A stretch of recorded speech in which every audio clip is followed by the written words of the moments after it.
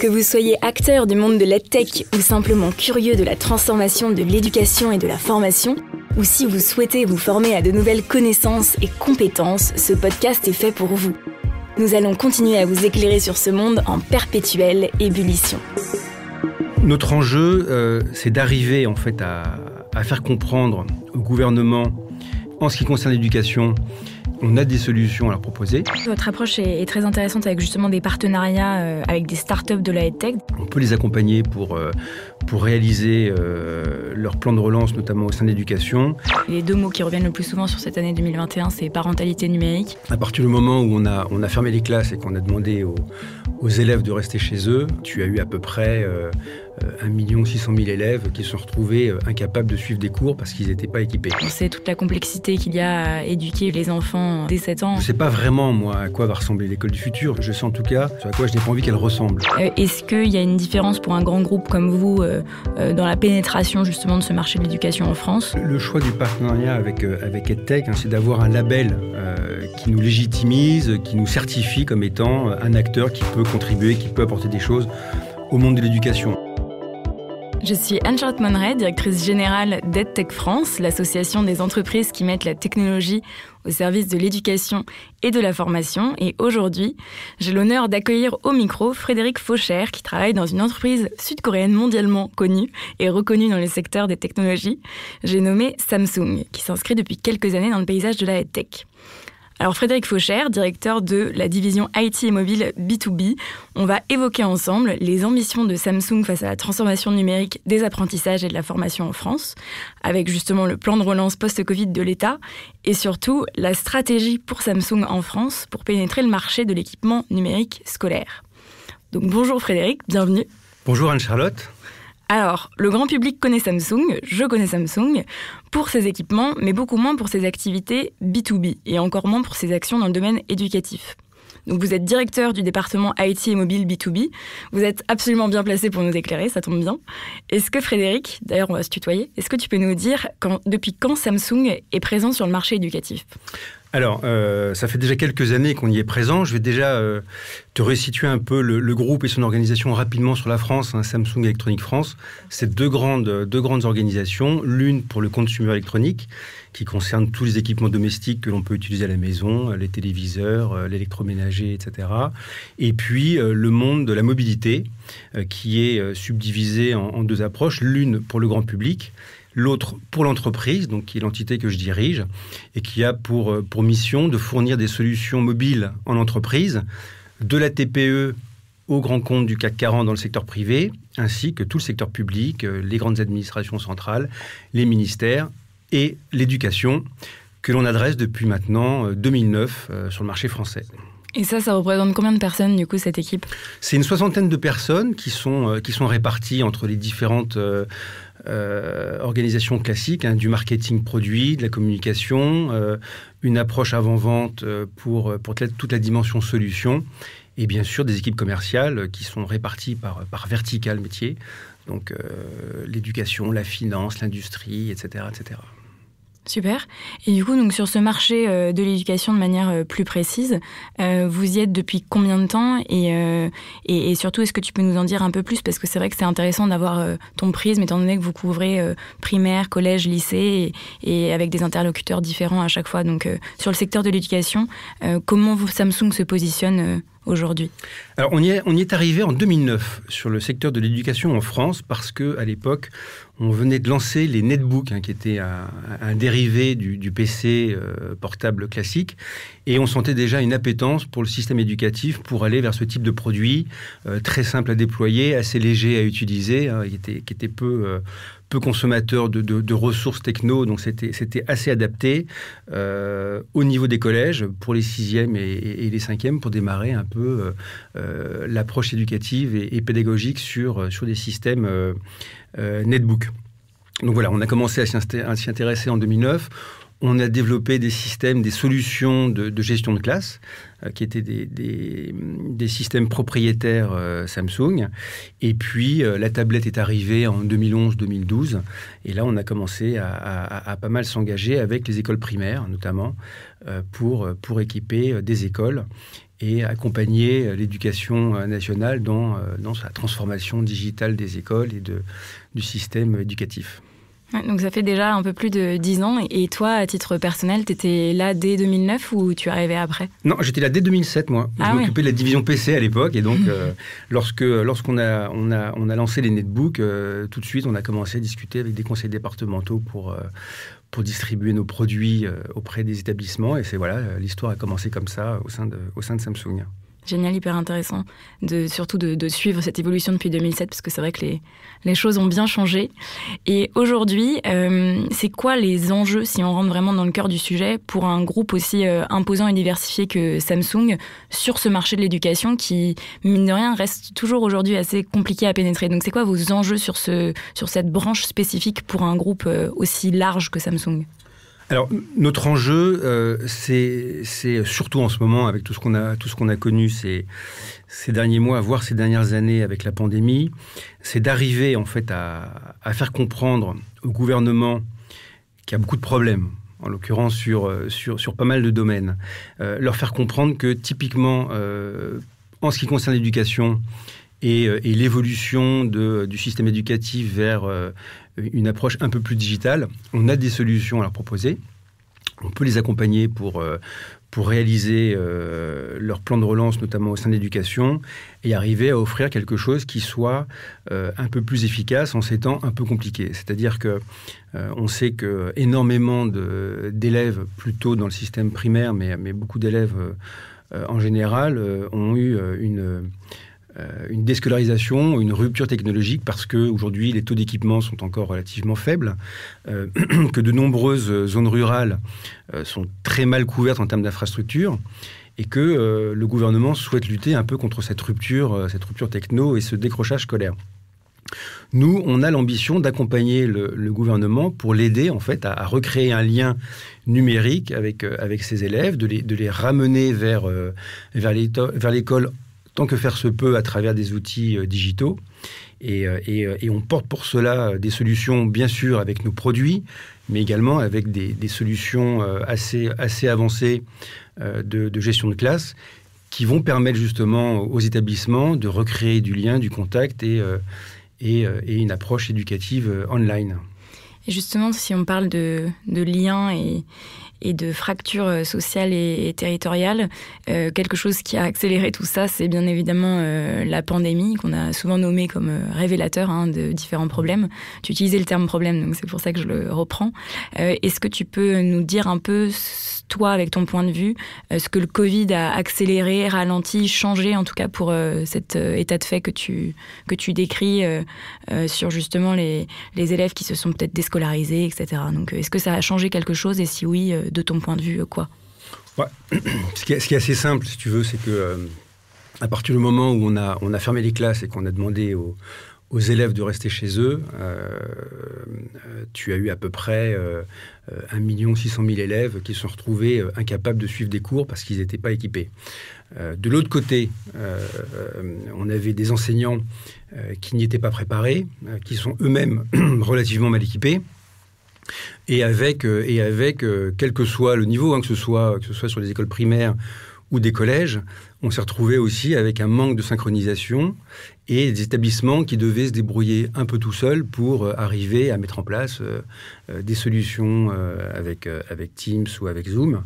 Et là, ça a été compliqué, en fait, d'arriver à trouver une uniformisation au niveau des collèges, par exemple d'un outil standard qui soit utilisé par tous et qui puisse être utilisé par tous à la maison, parce que avoir un PC familial, c'est bien, mais lorsque tu as 5 personnes qui sont chez elles en confinement, et le PC familial, il a servi à tout le monde pour travailler, pour suivre ses cours en collège, en primaire, en secondaire, et que là, c'était la guerre pour les élèves, pour arriver à suivre leurs cours. Donc, voilà, une période compliquée pour des élèves qui n'ont pas pu ou pas su se connecter, et des établissements, en fait, qui étaient à peu près confrontés aux mêmes situations. Et surtout, ce qui est assez dingue pour avoir été enseignante pendant le premier confinement, j'étais enseignante en collège, il y a aussi une difficulté, je voyais mes collègues, à s'approprier les outils numériques qui étaient choisis par l'établissement. Et surtout, parfois, certains collègues ont dû s'acheter eux-mêmes des équipements. Et c'est vrai que là, on est sur un niveau d'incohérence qui est assez fou pour l'école publique en France. Et j'imagine que c'est quelque chose que toi aussi tu constates dans le manque de cohérence dans l'achat d'équipements pour le corps des enseignants. Alors ça, c'est quelque chose que j'ai découvert, moi. Ouais. J'ai été estomaqué de voir que des enseignants doivent s'équiper eux-mêmes à leurs frais de PC pour pouvoir diffuser leurs cours en ligne.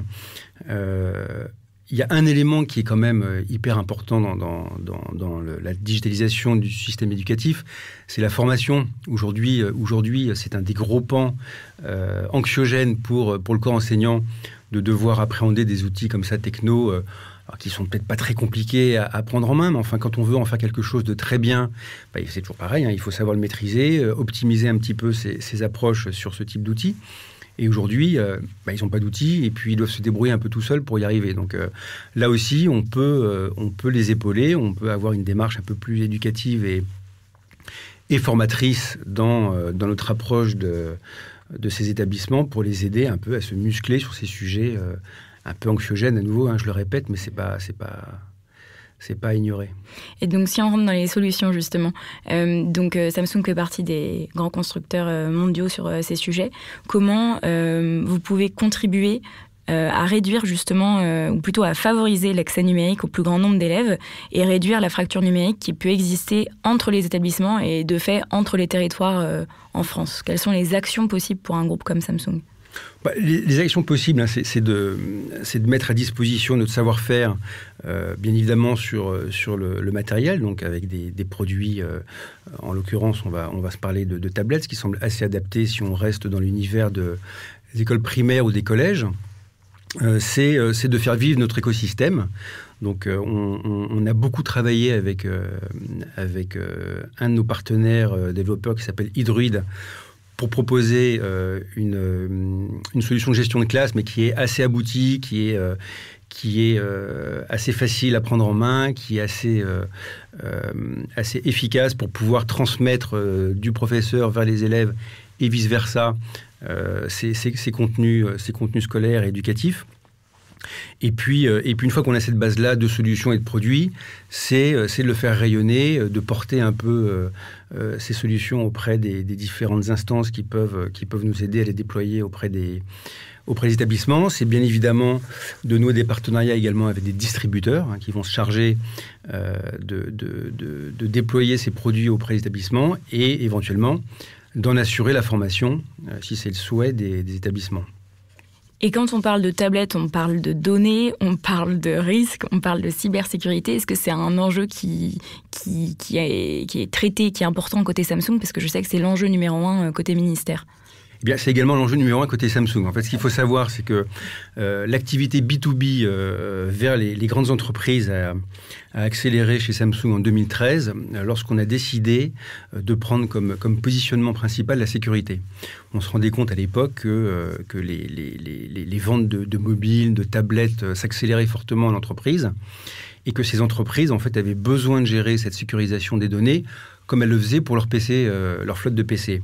Donc on a développé une solution depuis 2013 qui s'appelle Nox, qui est une solution qui vous permet de sécuriser, gérer, administrer, configurer votre flotte de devices. Et bien évidemment, dans le système éducation, on embarque également Nox pour sécuriser toutes les données. Sachant qu'en règle générale, on pourra y revenir tout à l'heure, Anne-Charlotte, si tu le souhaites, sur nos démarches avec eJunior, mais dans ces cas-là, on ne capte pas du tout les données. C'est un des souhaits et des choix de Samsung, c'est de ne pas traiter de données dans ces cas-là pour préserver un maximum tout risque cyber. Qui est un des grands enjeux de l'année 2021 côté gouvernement. Tu parlais de partenariat avec Hydroid. Est-ce que c'est quelque chose que tu systématises aujourd'hui chez Samsung, les partenariats directs avec l'écosystème EdTech français? Oui, c'est vraiment pour nous un choix stratégique d'arriver à se faire épauler par tout un tas de partenaires. On a aujourd'hui un pool de partenaires d'une centaine d'entreprises françaises, alors qui sont soit spécialisés dans la cyber, des gens comme Aircom qui sont vraiment focusés sur la cyber, à des gens comme On en a une centaine en fait avec qui l'on travaille. Donc C'est vraiment une relation importante parce que elles nous permettent d'apporter des solutions innovantes et donc de gagner des référencements, de rentrer dans des entreprises, de rentrer dans des administrations. Là aussi, en apportant toujours une réponse à un besoin qui nous apparaît comme étant essentiel à traiter. Et puis on leur rend bien parce qu'aujourd'hui, ce pool d'une centaine d'entreprises, on génère pour eux à peu près 80 millions d'euros de revenus. Hein, donc c'est quelque chose qui est également important pour eux d'avoir la visibilité de Samsung, la force de frappe d'un groupe comme nous qui leur permet également de faire connaître leurs solutions et de les déployer sur le marché français. Bien sûr. Et en parlant de déploiement sur le marché français, on est bien placé chez Tech France pour savoir que l'identification des décideurs, des acheteurs peut parfois être complexe pour nos startups et que le marché est quand même réputé, même à l'étranger, comme assez difficile d'accès. Est-ce qu'il y a une différence pour un grand groupe comme vous dans la pénétration justement de ce marché de l'éducation en France ? Ou pas forcément d'ailleurs peut-être, hein. Et du coup, comment est-ce que vous faites pour faire connaître vos solutions aux intéressés ? Je pense que nos auditeurs sont preneurs de la réponse. Je ne sais pas si ça va plaire aux auditeurs, ce que je vais dire, mais en gros, aucune. Hein. Je pense qu'on a autant de difficultés chez Samsung à identifier, comprendre, cerner et adresser les bons interlocuteurs du marché éducation que les startups. Ça, on ne fait pas exception à la règle. Voilà, c'est une organisation française qui veut ça. Mes collègues en Grande-Bretagne ont beaucoup moins de difficultés pour travailler avec le système éducatif. Nous, voilà, c'est compliqué, donc on commence à y voir un peu plus clair. Hein. On a pas mal débroussaillé le sujet. Donc on noue des partenariats pour être aidés. Donc EdTech est une de nos premières démarches pour pouvoir, au-delà de nous apporter un saut de crédibilité dans le monde de l'éducation, ça nous permet aussi de bénéficier du réseau EdTech pour nous aider à porter un peu notre voix. On noue des partenariats avec l'Association des départements de France pour essayer d'avoir une démarche unifiée vers les 101 départements géographiques qui vont nous aider là aussi à travailler avec leur groupe de travail pour faire connaître nos solutions, pour essayer de réfléchir avec eux à comment optimiser justement toutes ces démarches techno, de formation et autres. Mais oui, on souffre, hein, donc on fait comme tout le monde, on essaie de se débrouiller. Parce que pour rappel, la chaîne d'achat est très atomisée en France. Hein. On a les écoles qui dépendent des communes, les collèges qui dépendent des départements et les lycées qui dépendent des régions, avec des appétences pour le numérique plus ou moins grandes. Et justement, sur cet aspect, Frédéric, est-ce qu'il y a un accompagnement qui peut être mis en place pour les acteurs les plus réfractaires, hein, c'est pas forcément le terme le mieux approprié, mais est-ce qu'il y a une partie accompagnement justement pour aider dans le déploiement de solutions, pour accompagner à configurer les produits, ou comment vous vous organisez dans le déploiement sur le terrain ? Ça, c'est assez facile. Le plus dur, hein, tu l'as dit, c'est d'identifier les bons interlocuteurs. Alors, si tu as des gens réfractaires, en général, on va passer à autre chose. Hein, on va pas essayer de les convaincre à tout prix. Mais une fois qu'on a trouvé, on va dire un établissement, un département qui va lancer un appel d'offres pour équiper ses collèges, le déploiement, il va passer par un de nos partenaires distributeurs. Là, il y a un vrai savoir-faire. Ils sont habitués à déployer des organisations privées, publiques, mono, multisites. Et c'est à eux qu'on confie la mission donc de déployer, de configurer, d'accompagner et de former, si le besoin s'en fait sentir, à l'utilisation de nos produits, mais également de nos solutions. Donc, ils peuvent administrer les flottes de produits pour leurs clients ou leur en confier l'administration. Nous, on a une équipe d'ingénieurs support qui vont également accompagner et ou le distributeur ou l'établissement secondaire, si on se parle de collège, pour les aider justement aussi à avoir une prise en main du système. Lorsqu'on est sur des collèges, en général, les structures sont un peu plus fortes, un peu plus lourdes. Donc, on arrive à avoir les interlocuteurs qui sont plutôt dédiés à ça. C'est plus complexe, tu t'en doutes, sur les écoles primaires, où là, en général, c'est plutôt le directeur qui s'en charge. Donc là, on essaye d'avoir des solutions hyper simples pour l'aider et que ce soit ce soit vraiment facile à prendre en main. Et alors, si justement on se met dans la peau donc, de ce chef d'établissement, en général, la première crainte est liée à la contrainte budgétaire et surtout au coût des mises à jour. Donc ça, c'est une peur qui revient assez souvent avec l'idée qu'on va se dire qu'à chaque nouvelle rentrée scolaire, il va falloir pouvoir continuer à se servir de ces équipements, donc potentiellement payer des réparations, payer des mises à jour. Est-ce que cette crainte est vraiment justifiée ou pas forcément, et c'est quelque chose d'irrationnel? Parce que c'est vrai qu'entretenir ce parc informatique, c'est quelque chose de crucial si on veut que ça serve à quelque chose. Ouais, alors, je prêche pour ma paroisse en disant ça, mais lorsque tu utilises des tablettes avec un système d'exploitation Android, les mises à jour sont gratuites. Donc, en ce qui concerne nos produits, on a des accords avec Google qui font que on va en général faire, dans le jargon on appelle ça monter des mises à jour du système d'exploitation. On va en avoir 3 dans la vie de la tablette. La tablette, elle a pour avantage d'avoir une consommation technologique extrêmement faible. Donc, tu n'as pas besoin de renouveler ta tablette tous les 2 ou 3 ans, comme c'est le cas en général avec un PC. Donc, tu vas avoir ton déploiement dans ton école primaire avec une tablette en 2020, qui sera encore opérationnelle en 2024 ou 2025. Pour rassurer tout le monde, on a spécifiquement dédié pour l'éducation des extensions de garantie qui vont jusqu'à 4 ans. Donc, en cas de panne, on va pouvoir aider le chef d'établissement à réparer ses tablettes. Et voilà, donc en général, sur le monde Android, ça se fait très bien. Il faut avoir peut-être un peu de précaution quant à la casse, mais pas quant à la panne. Ok, très intéressant. Et une autre crainte, c'est le fait de mettre trop de tablettes pour le volume d'élèves. C'est vrai que ça a été un des vastes sujets dans la digitalisation du système éducatif français. On insistait sur le fait qu'il ne fallait pas uniquement investir dans l'équipement, mais aussi, donc, comme tu le disais, dans la formation et dans les ressources numériques EdTech. Mais si on parle en termes de chiffres côté équipement, est-ce que tu sais aujourd'hui combien de tablettes sont déployées dans les établissements scolaires du primaire et du secondaire en France? C'est quoi en fait ce volume de tablettes qui est là en France? C'est difficile pour nous de se représenter en fait. C'est difficile aussi pour nous, donc on va essayer de réfléchir à voix haute ensemble. Grosso modo, on commercialise, nous, vers le système éducatif français, primaire et collège, à peu près une 50aine de milliers de tablettes par an. Là-dessus, je pense que on détient, on va dire la moitié du marché pour faire court. Donc, grosso modo, depuis les années 2010, tu as une centaine de milliers de tablettes qui sont vendues chaque année.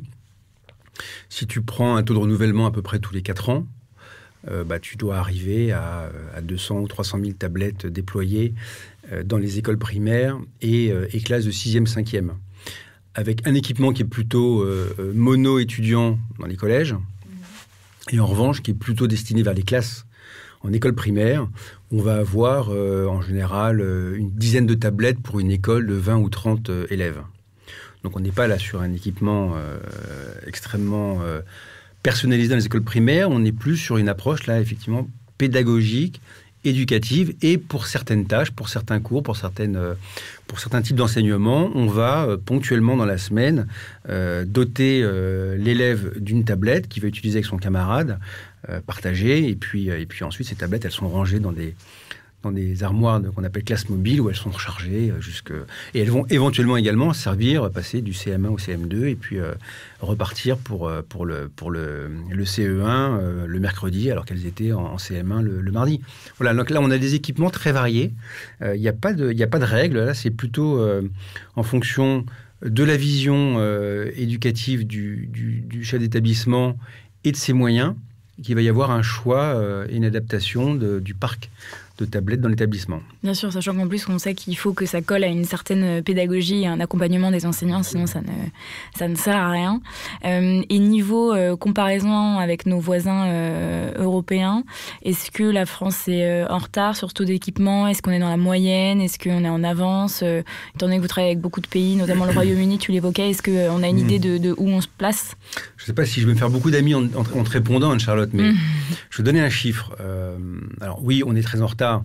Et la pandémie, en début 2020, a plutôt montré qu'on avait une bonne dizaine d'années de retard dans la digitalisation de l'État en général.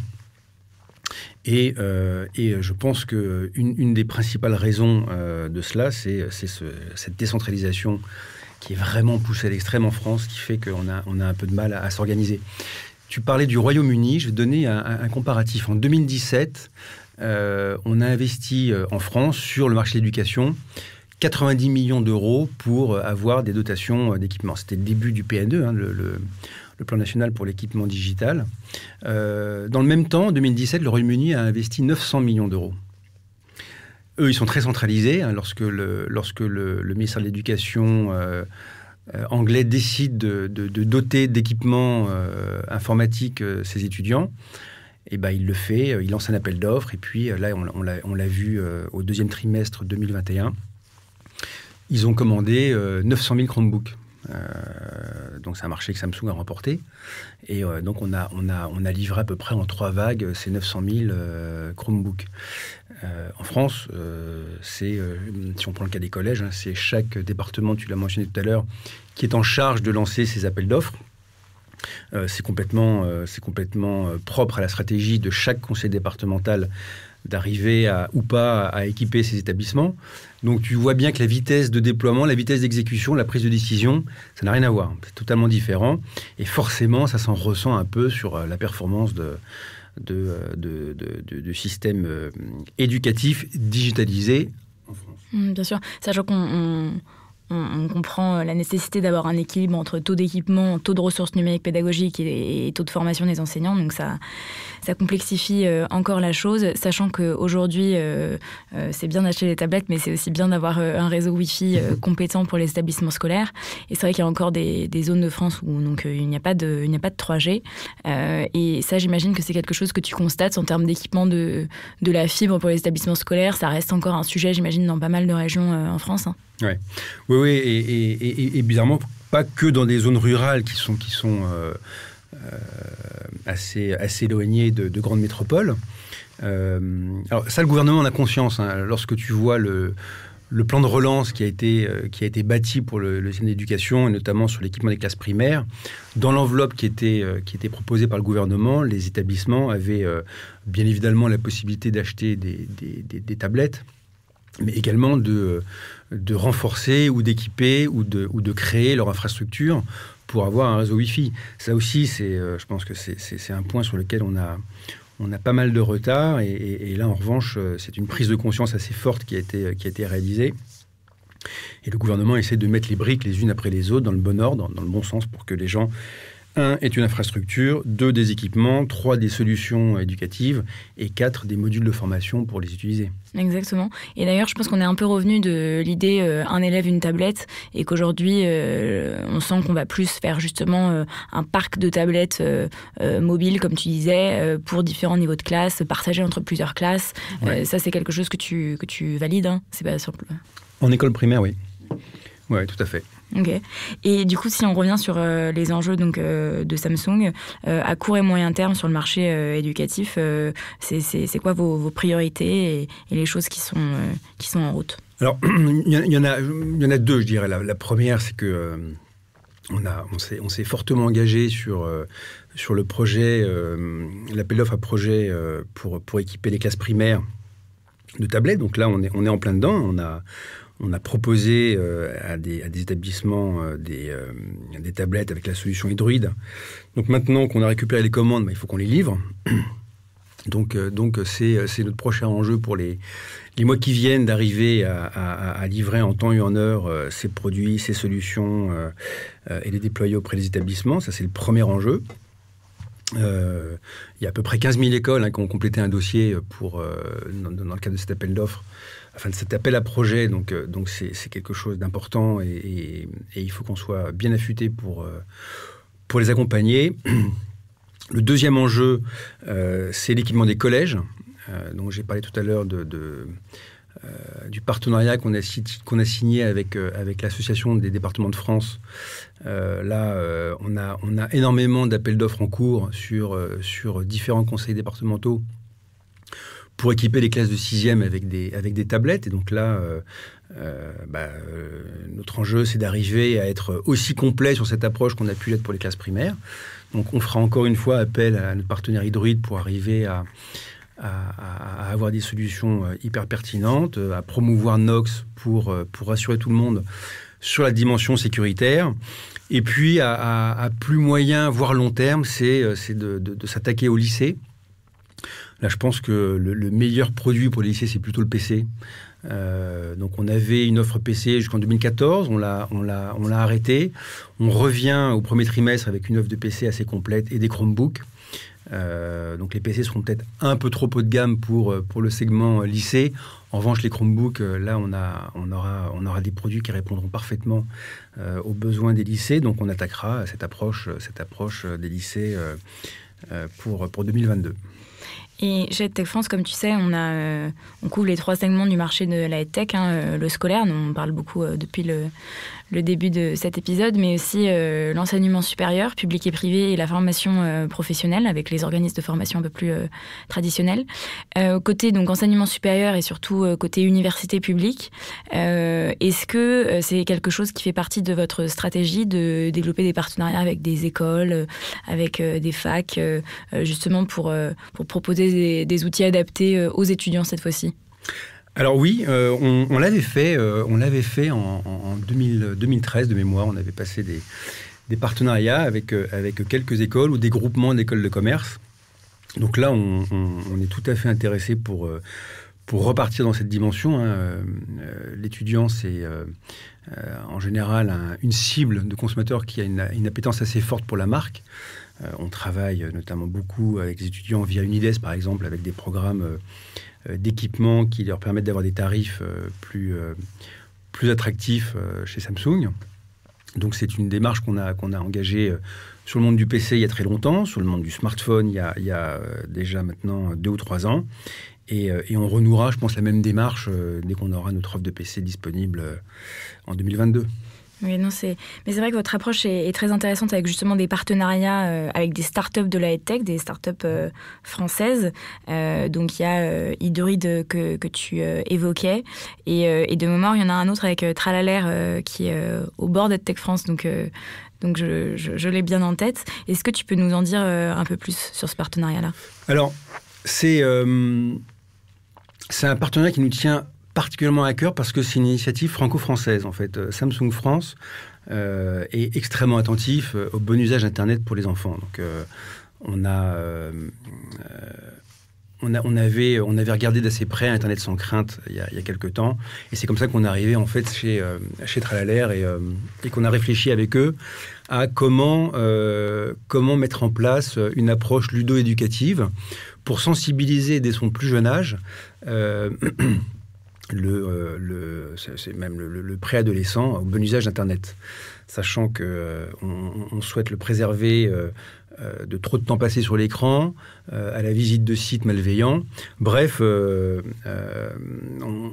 voulait en fait avoir un vrai programme labellisé Samsung qui permette en fait d'aider, d'accompagner les parents, également les enfants, puisque la plateforme eJunior qu'on a donc développée avec Tralalaire, puisqu'il s'agit de cette plateforme eJunior, est une plateforme qui leur permet donc d'apprendre en toute autonomie, d'avoir les parents qui également s'intègrent dans ce parcours éducatif, et également les parents, les enseignants, pardon. Donc, ce partenariat, en fait, avec Tralalaire, c'était de lancer une plateforme eJunior qui permet justement de venir agglomérer un peu tous nos souhaits de préservation, d'éducation, d'éducation des enfants au bon usage d'Internet. Et comment on fait pour y accéder? C'est gratuit? Il y a besoin de s'inscrire? Est-ce que c'est quelque chose que vous avez pensé pour justement une petite bulle d'initiés ou pour tout le monde? Quelle est la vocation de ce projet? Non, c'est vraiment pour le plus grand nombre. Hein, quand on voit le nombre de jeunes aujourd'hui d'enfants qui ont accès à Internet, 100%, hein, des jeunes de 12 ans ont accès à Internet, un peu moins, je crois que c'est à peu près 80% ont un smartphone dès l'âge de 12 ans, donc ils y accèdent tous assez facilement. Donc le site, il est vraiment destiné au plus grand nombre. Donc il est gratuit, bien évidemment. Il est sans inscription, puisque le parti pris de Samsung, c'était de dire on ne veut pas récupérer de données, on ne veut pas traiter de données. Donc le fait de pouvoir y accéder sans inscription est là complètement sécurisé en termes de protection des données. Et puis voilà, ils vont se créer leur propre parcours sur la plateforme eJunior. Avec, je le disais, un accompagnement, si besoin ou si souhaité, des parents et des enseignements qui peuvent s'en servir comme une plateforme également éducative dans leur classe. Et c'est sûr que c'est les deux mots qui reviennent le plus souvent sur cette année 2021, c'est parentalité numérique. Et on sait toute la complexité qu'il y a à éduquer justement les enfants dès 7 ans aux risques que peuvent apporter les écrans, que ça soit savoir comment respecter la vie privée de l'autre, comment filtrer les contenus choquants, c'est quoi le cyberharcèlement, qu'est-ce qu'une mauvaise rencontre, c'est des sujets qui reviennent. Et même parfois, même le fait de chercher une information sur Internet, c'est vrai que les enseignants ne sont pas forcément équipés pour expliquer ça de manière pédagogique à leurs élèves. Donc je trouve l'aspect enseignant sur cette plateforme est hyper intéressant. Si on revient sur le pourquoi de cet épisode, c'est aussi parce que vous êtes devenu partenaire de notre bel asso EdTech France. Est-ce que Frédéric, tu peux nous dire un peu ce que t'apporte cet écosystème EdTech en France? Donc tu as parlé bien évidemment de ce partenariat donc, de manière très très concrète, mais plus généralement, en fait, qu'est-ce que ça fait d'être aussi proche des pépites françaises en termes de EdTech? Alors d'abord, le choix du partenariat avec EdTech, c'était, je crois que je l'ai dit en préambule, c'est d'avoir un label qui nous, entre guillemets, qui nous légitimise, qui nous certifie comme étant un acteur qui peut contribuer, qui peut apporter des choses au monde de l'éducation. Donc ça, c'était une démarche qui était importante pour nous. C'est, voilà, on aime être un acteur qui est reconnu dans ce qu'il fait et avoir le saut EdTech validant cette démarche était important pour nous. Après, la deuxième démarche, c'est de bénéficier un peu du rayonnement d'EdTech pour nous aider, puisqu'on en a parlé rapidement. C'est compliqué de naviguer au sein des différentes institutions françaises pour arriver à porter le message. Donc là, on le fait ensemble à travers la démarche d'EdTech. Et ça, c'est des choses, Frédéric, pardon, je te coupe, que vous faites avec, sur d'autres pays, parce que donc, toi, tu es très France, mais est-ce que tu as une idée de ce qui se passe en termes d'accès au marché de l'éducation sur d'autres marchés, typiquement l'Italie, le Royaume-Uni, l'Allemagne? Est-ce que c'est des choses que tu as en tête ou pas du tout? Non, j'ai pas d'exemple d'autres partenariats qui sont montés avec une entité style EdTech. On a tous une stratégie assez forte de déployer un écosystème de start-up locales, parce que ça devient complètement essentiel à partir du moment où tu as la prétention de te lancer dans le monde de la solution et de ne pas être uniquement perçu comme un distributeur de produits finis, de produits hardware. Forcément, si tu es un peu câblé sur le monde de la solution, tu sais que tu as besoin de nouer ce type de partenariat. Est-ce qu'il y a dans d'autres pays, notamment comme l'Allemagne, qui a un système très décentralisé comme nous, des partenariats montés avec l'EdTech? Je ne sais pas, mais si tu veux, je me renseignerai. Je te disais ça parce qu'on fait partie de quelque chose qui s'appelle la European EdTech Alliance, qui regroupe 18 associations équivalentes d'EdTech France dans tous les pays d'Europe. Et très souvent, en fait, elles sont partenaires d'acteurs internationaux type Samsung. Donc c'est pour ça, mais je me renseignerai aussi de mon côté et je te dirai. Et donc tu parlais des partenariats avec les startups sur le PC et les tablettes. Est-ce qu'il y a d'autres produits sur lesquels ça peut être intéressant de nouer des partenariats en local autres que tablettes et PC? Oui, il y a, on a chez Samsung France mes collègues de la division affichage dynamique, qui sont eux aussi très engagés sur le monde de l'éducation. Ce sont les tableaux interactifs. Ce sont donc ce fameux produit qu'on appelle le Flip, qui permet de remplacer les paperboards, d'avoir une approche digitale sur le Flip, de partager tout son contenu, de diffuser du contenu, d'envoyer ce contenu qui a été créé à tous ses élèves pour qu'ils puissent retravailler chez eux. Donc la division affichage dynamique chez nous est autant engagée sur le monde de l'éducation que peut l'être mon activité. Ok. Et je te pose une question qui qui termine un peu cet épisode, mais bon, je vais t'en poser plusieurs derrière aussi, parce que la réponse, j'imagine, sera vaste. Aujourd'hui, quand on parle de numérique et d'éducation, c'est vrai que ça soulève beaucoup d'enjeux.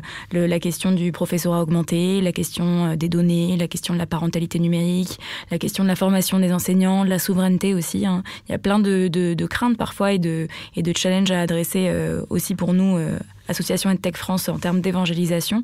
Donc Frédéric, est-ce que tu peux nous dire un peu plus, avec ton prisme bien évidemment de Samsung France, c'est quoi pour toi l'école de demain grâce au numérique, et jusqu'où tu penses que la technologie va pouvoir aller en termes d'aide à la pédagogie et aide aux apprentissages? Parce que c'est un peu la question que tout le monde se pose post-Covid. C'est quoi l'école de demain? Ça, c'est une question qu'on a presque pu poser sur une dissertation et 30 copies dans 2 heures. Mais 4 heures. 4 heures, c'est bien. Écoute, je sais pas. Je vais te dire, on a tous coutume de dire dans notre environnement que la pandémie a accéléré la digitalisation des organisations, des entreprises. On a gagné 5 ans en moins de 18 mois. Donc je ne sais pas vraiment, moi, à quoi va ressembler l'école du futur. Ce que j'ai envie de te dire, c'est, je sais en tout cas ce à quoi je n'ai pas envie qu'elle ressemble. Je pense que le système éducatif, tel qu'il est fantasmé par certains visionnaires, c'est beaucoup plus d'intelligence artificielle, c'est des enseignants qui sont remplacés par des hologrammes, c'est du contenu purement digital. Une fois qu'on s'est dit ça, c'est probablement aussi des élèves qui étudient de chez eux. Donc ça, j'ai pas envie de ça. Moi, ce que j'ai envie, c'est d'avoir encore de la relation élève-professeur, des élèves qui soient en cours et qui utilisent dans une démarche pédagogique contrôlée tout l'environnement digital qu'on est capable de leur proposer à des fins d'apprentissage et non pas à du bourrage de crâne digital. Ça, pour moi, c'est hyper important. Et je crois que toutes ces technologies, elles sont vraiment efficaces à partir du moment où elles sont décidées et drivées par un système éducatif qui sait où il veut aller, comment il veut le faire, et qui a conscience que c'est un accélérateur de développement de compétences et non pas quelque chose qui peut se substituer à tout. Donc on sera, nous, très attentifs à développer là aussi des solutions qui soient des solutions de support au système éducatif, mais qui ne remplacent pas une démarche pédagogique qui doit être contrôlée et définie en amont. C'est vraiment notre vision aussi chez EdTech France, portée depuis mai 2018, et c'est pour ça qu'on est ravis que vous deveniez partenaire, et aussi parce que vous êtes déjà partenaire d'un certain nombre de membres EdTech France. On en a évoqué 2, mais il y en a d'autres. Donc merci beaucoup Frédéric pour tout ça, pour cet échange, pour la sincérité et le partage de ta vision de l'école de demain. Est-ce que tu as un petit mot de la fin, une conclusion, quelque chose que tu voudrais nous dire et sur lequel je t'ai pas posé la bonne question? Écoute, non, ça a été complet. Déjà, je te remercie pour nous avoir donné l'occasion de prendre la parole ce matin. J'étais ravi de passer ces quelques moments avec vous. J'espère que vous en avez retenu 2-3 choses qui peuvent résonner au sein des auditeurs d'EdTech. Et puis, j'ai hâte qu'on remette ça quand tu veux, Anne-Charlotte. Génial, Frédéric, super. Et on va bientôt faire un autre épisode avec Hydroid. Donc, tout ce que Frédéric vous a évoqué, on va rentrer plus en détail dedans. Merci, Frédéric. Merci, Anne-Charlotte. À bientôt. À bientôt. Que vous soyez acteur du monde de l'EdTech ou simplement curieux de la transformation de l'éducation et de la formation, ou si vous souhaitez vous former à de nouvelles connaissances et compétences, ce podcast est fait pour vous. Nous allons continuer à vous éclairer sur ce monde en perpétuelle ébullition. Si vous voulez nous suivre et nous soutenir, abonnez-vous au podcast EdTech France, disponible sur l'ensemble des plateformes d'écoute. N'hésitez pas à le noter, 5 étoiles, et à en parler autour de vous. Vous pouvez nous retrouver sur nos réseaux sociaux, LinkedIn, Twitter et dans nos rooms sur Clubhouse. Ce podcast vous est proposé par Maxime Maton et l'agence tech et créative Matoons.